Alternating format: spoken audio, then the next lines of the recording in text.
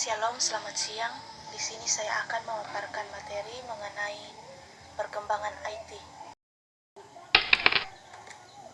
Namun sebelumnya itu saya akan memperkenalkan diri. Perkenalkan, nama saya Nitalia Putriliani dengan NIM 221611061 kelas B2 pada mata kuliah aplikasi perkantoran. Untuk tidak membuang-buang waktu, saya akan masuk ke materi.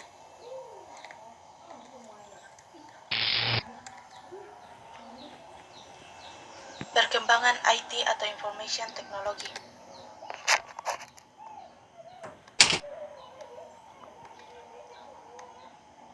Yang pertama, pengertian IT. IT atau Information Technology merupakan istilah umum untuk bidang teknologi apapun yang berfungsi untuk membantu meringankan pekerjaan manusia. Teknologi informasi adalah suatu studi perancangan, implementasi, pengembangan, dukungan atau manajemen sistem informasi berbasis komputer, khususnya perangkat keras atau hardware dan perangkat lunak atau software.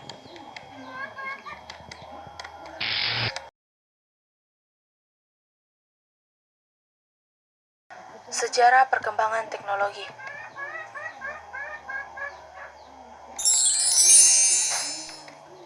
Sejarah perkembangan teknologi informasi yang pertama, masa prasejarah sebelum tahun 3000 sebelum Masehi. Informasi dalam zaman prasejarah disampaikan dalam bentuk lukisan di dinding gua atau bebatuan. Contohnya seperti Gua Tambun. Gua Tambun terletak di bukit-bukit batu kapur di Bandaraya Ipoh, Malaysia. Di dalam gua ini terdapat lukisan-lukisan purba zaman Neolitik. Gambar tersebut seperti gambar aktivitas perburuan binatang menggunakan tombak. Motif ini termasuk orang asli purba, rusa, dugong, dan lain-lain. Kemudian yang kedua, masa sejarah tahun 3000 sebelum Masehi sampai saat ini.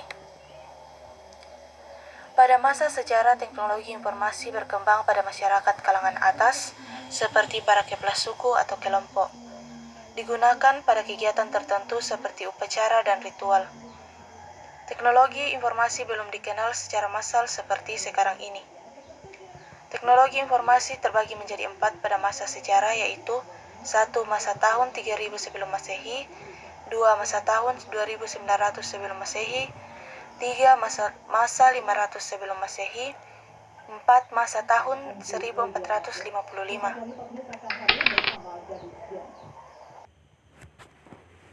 Yang pertama, masa tahun 3000 sebelum Masehi. Pada masa ini, orang mulai mengenal simbol atau tulisan dan ditemukan pertama kali simbol untuk informasi digunakan oleh bangsa Sumeria. Tulisan yang digunakan waktu itu berupa simbol-simbol yang dibentuk dari piktograf sebagai huruf. Simbol atau huruf yang digunakan sudah mempunyai bunyi yang berbeda dalam penyebutannya untuk setiap bentuk, sehingga sudah mampu membentuk kata, kalimat, dan bahasa. Kemudian yang kedua, masa tahun 2900 sebelum Masehi. Pada masa ini ditemukan bahwa bangsa Mesir kuno sudah mengenal dan menggunakan huruf yang disebut hieroglif. Huruf hieroglif merupakan bahasa simbol untuk sebuah ungkapan. Untuk setiap ungkapan dinyatakan dengan simbol yang berbeda, dan apabila digabungkan menjadi satu, maka akan mempunyai cara pengucapan dan arti tersendiri. Bentuk tulisan dan bahasa hieroglif ini lebih maju dan lengkap dibandingkan dengan tulisan bangsa Sumeria. Yang ketiga, masa tahun 500 sebelum Masehi. Pada masa ini ditandai dengan pengenalan pada media informasi yang sebelumnya menggunakan lempengan tanah liat. Pada masa ini manusia sudah mengenal media untuk menyimpan informasi yang lebih baik dengan serat pohon atau serat papirus. Serat ini dijadikan sebagai media informasi pada masa itu. Serat papirus lebih kuat dan fleksibel dibandingkan dengan lempengan tanah sebagai media informasi. Serat papirus merupakan cikal bakal media yang dikenal sekarang, yaitu kertas. Masa tahun 1455. Masa ini ditandai dengan upaya menciptakan mesin cetak. Pada masa ini manusia sudah menggunakan mesin cetak yang berupa plat huruf yang terbuat dari besi. Plat besi diganti dengan bingkai yang terbuat dari kayu yang dikembangkan untuk pertama kalinya oleh Johann Gutenberg. Menulis program komputer yang bekerja sama dengan Charles Babbage, mereka menggunakan mesin analytical dengan programnya yang didesain untuk mampu menerima data, mengelola data, dan menghasilkan bentuk keluaran dalam sebuah kartu. Selanjutnya, mesin ini dikenal sebagai bentuk komputer digital pertama, walaupun cara kerjanya bersifat mekanis dari yang bersifat digital.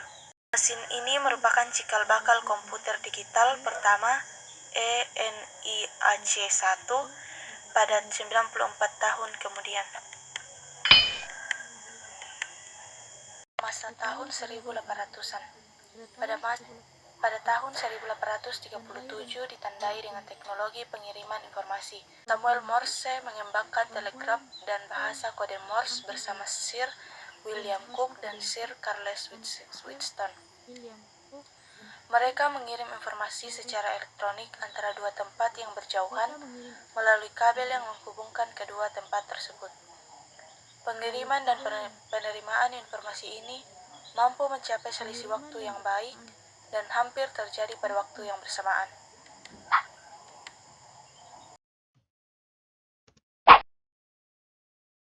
Pada tahun 1861, orang sudah memikirkan bagaimana menampilkan informasi dalam bentuk bergerak dalam media layar. Masa itu pula gambar bergerak diproyeksikan ke dalam sebuah layar untuk digunakan pertama kali. Penemuan ini merupakan cikal bakal teknologi film sekarang. Pada tahun 1877, Melville Dewey mengembangkan sistem penulisan desimal. Kemudian pada tahun 1877, Alexander Graham Bell mengembangkan telepon yang secara umum. Selanjutnya, pada tahun 1878, fotografi dengan kecepatan tinggi ditemukan oleh Edward May Bright. Pada tahun 1899 telah dipergunakan sistem penyimpanan dalam tape atau pita magnetis untuk yang pertama. Kemudian masa tahun 1900-an.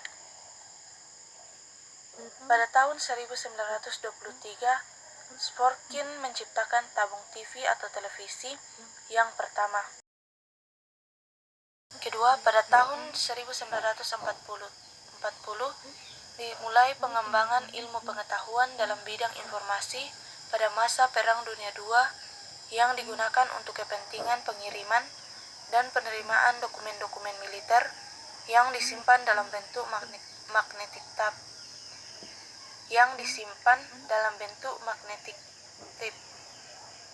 Pada tahun 1945, Vannevar Bush mengembangkan sistem pengkodean menggunakan hypertext. Pada tahun 1946, komputer digital pertama di dunia yaitu ENIAC-1 dikembangkan. Pada tahun 1948, para peneliti di Bell Telephone mengembangkan transistor. Pada tahun 1957, John Horney mengembangkan transistor planar.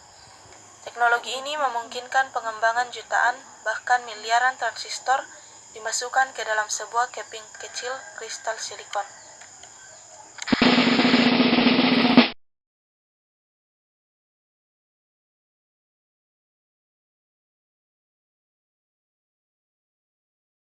USSR, Rusia pada saat itu meluncurkan Sputnik sebagai satelit bumi buatan yang pertama bertugas sebagai mata-mata. Sebagai balasannya, Amerika membentuk ARPA atau Advanced Research Project Agency untuk mengembangkan ilmu pengetahuan dan teknologi informasi di bidang militer. Pada tahun 1962, Rand Paul Baran dari perusahaan RAND ditugaskan untuk mengembangkan suatu sistem jaringan desentralisasi yang mampu mengendalikan sistem pemboman dan peluncuran peluru kendali dalam perang nuklir. Pada tahun 1969, sistem jaringan yang pertama dibentuk dengan menghubungkan 4 nodes antara University of California, SRI atau Stanford, University California of Santa Barbara, dan University of Utah dengan kekuatan 50 kilobyte per second. Pada tahun 1972, Ray Tomlinson menciptakan program email yang pertama. Pada tahun 1973 sampai 1990, istilah internet diperkenalkan dalam sebuah paper menggunakan TCP/IP. Kemudian dilakukan pengembangan sebuah protokol jaringan yang dikenal dengan TCP/IP yang dikembangkan oleh grup dari DARPA. Pada tahun 1981, National Science Foundation mengembangkan backbone yang disebut CSNET dengan kapasitas 56 kilobyte per second untuk setiap institusi dalam pemerintahan. Pada tahun 1986, IETF mengembangkan sebuah server yang berfungsi sebagai alat koordinasi di antaranya DARPA, ARPANET, DDN, dan Internet Gateway. Pada tahun 1991, sistem bisnis dalam bidang IT pertama kali terjadi ketika CERN dalam menanggulangi biaya operasional dan memungut bayaran dari para anggota.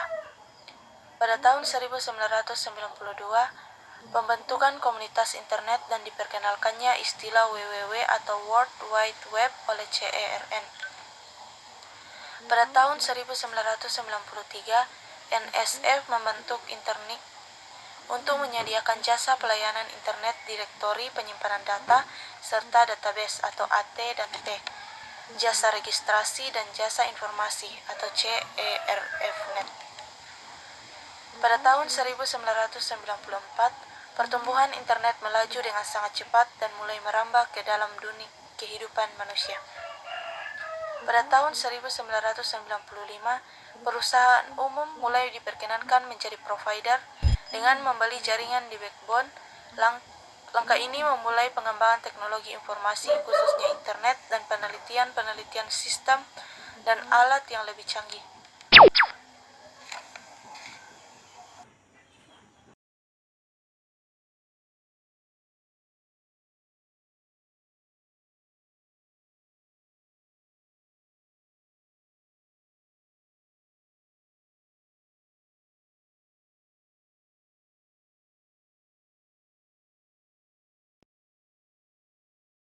Setiap pagi mungkin kita bangun karena dengar suara alarm di HP kita. Sambil melek di pinggir kasur, buka HP dulu, update media sosial, dan sehabis mandi langsung berangkat ke sekolah naik ojek online, dan kalau mau jajan tinggal pesen makan. Semua lewat HP kita. Tapi pernah gak sih kepikiran kalau di zaman dulu semua teknologi ini emang belum ada? Terus gimana sih rasanya hidup di zaman sebelum teknologi yang kita kenal ditemukan? Jadi lebih enak mana hidup di zaman sekarang atau tahun 50-an? Pastinya banyak yang jawab lebih enak zaman sekarang. 70 tahun yang lalu jelas belum ada internet, belum ada YouTube, video ini, dan tentunya belum ada smartphone. Tiap pagi dibanguninnya sama jam waker. Kalau mau nelpon orang kita harus pakai telepon ribet yang mesti diputar-putar. Kalau mau dengerin musik kita harus pakai alat gede ini buat mainin piring yang gak kalah gede. Berangkat pergi mesti jalan kaki, kalau jauh baru naik delman. Sungguh sangat ribet. Tapi gimanakah sekarang benda-benda ini? Bagaimana bisa semua hal yang ribet ini dimasukin ke HP kita yang kecil? Jadi, ceritanya ada revolusi yang dipimpin sama teknologi digital. Sebelum revolusi ini, penyimpanan data masih berbentuk analog atau bahkan manual. Buat ngirimnya juga belum canggih-canggih banget. Tapi dengan teknologi digital ini pastinya semuanya jadi lebih cepat dan praktis. Tapi bayangin dulu kita nyimpen data-data masih ditulis di kertas, sedangkan satu CD bisa nyimpen data sama dengan 19 meter tumpukan kertas. Dan akhirnya zaman sekarang kita udah biasa banget nemuin memori 1 tera. Padahal kalau dijadiin tumpukan kertas juga bakalan setinggi Gunung Everest yang ditumpuk 3. Ini karena semua data direkam dan dikirim dalam bentuk kode angka. Dan semakin teknologi terus maju dan maju, semua ujungnya ke satu penemuan yang penting banget. Internet. Munculnya internet bikin perkembangan teknologi melesat kencang.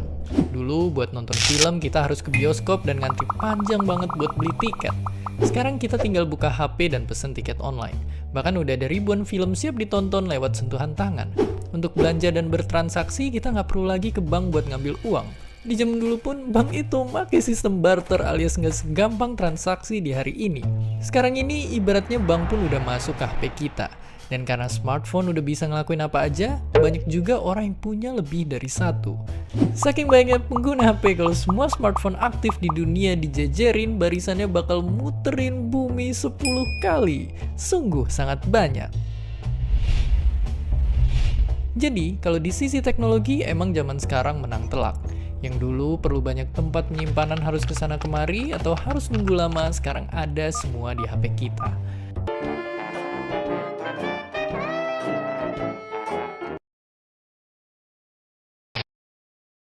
Dampak teknologi. Yang pertama, dampak positif teknologi. 1. Memudahkan mendapatkan berbagai informasi. 2. Memungkinkan komunikasi antar pengguna di seluruh dunia yang tidak terbatas oleh geografis dan budaya. 3. Mengendalikan pekerjaan dari jarak jauh. 4. Menyediakan layanan pendidikan, kesehatan, atau berita. 5. Memungkinkan seseorang yang terkucil dari lingkungan masyarakat dapat berinteraksi kembali. 6. Menyediakan sarana hiburan, pengembangan diri, dan berkreasi. 7. Menyediakan wahana bisnis dalam dunia maya. Kemudian dampak negatif teknologi. 1. Pelanggaran hak cipta. 2. Kejahatan siber atau cybercrime. 3. Pornografi, perjudian, dan penipuan. 4. Penyebaran malware.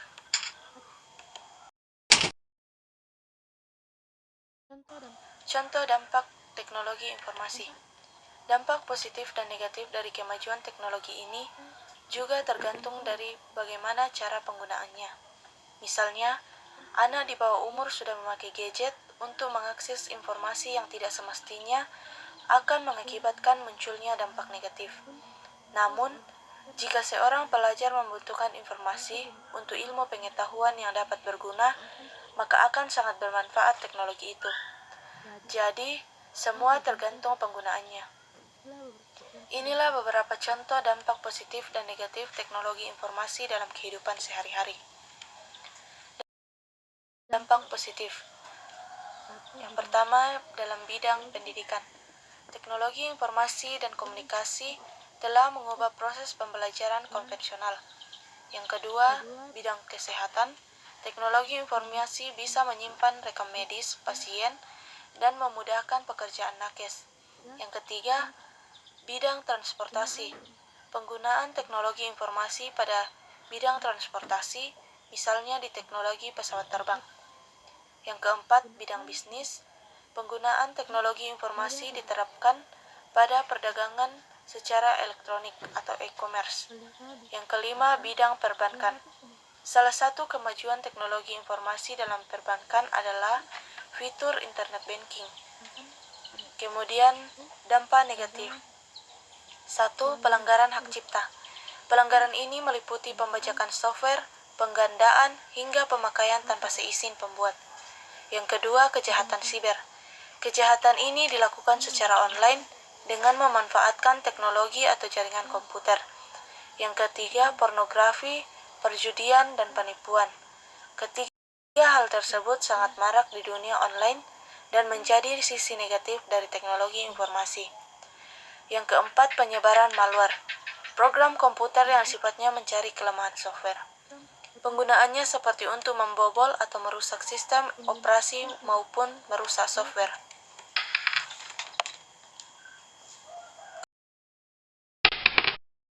Kesimpulan, pada zaman dahulu berkomunikasi sangat sulit, berbeda dengan zaman sekarang ini.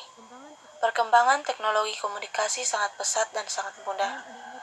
Dengan adanya perkembangan teknologi yang semakin canggih, maka kita dapat dengan mudah terhubung dengan orang lain dengan cepat dan mudah. Namun, perkembangan teknologi dapat membawa manusia ke dua arah, yaitu bisa membawa manusia ke jalan yang baik dengan segala kecanggihannya, dan manusia mendapat kemudahan di segala bidang atau dampak positif, dan dapat membawa manusia ke jalan yang tidak baik jika teknologi digunakan salah atau dampak negatif. Berikut merupakan referensi dari materi yang saya paparkan. Demikianlah hasil pemaparan materi dari saya. Jika ada yang kurang berkenan, mohon dimaafkan. Sekian dan terima kasih.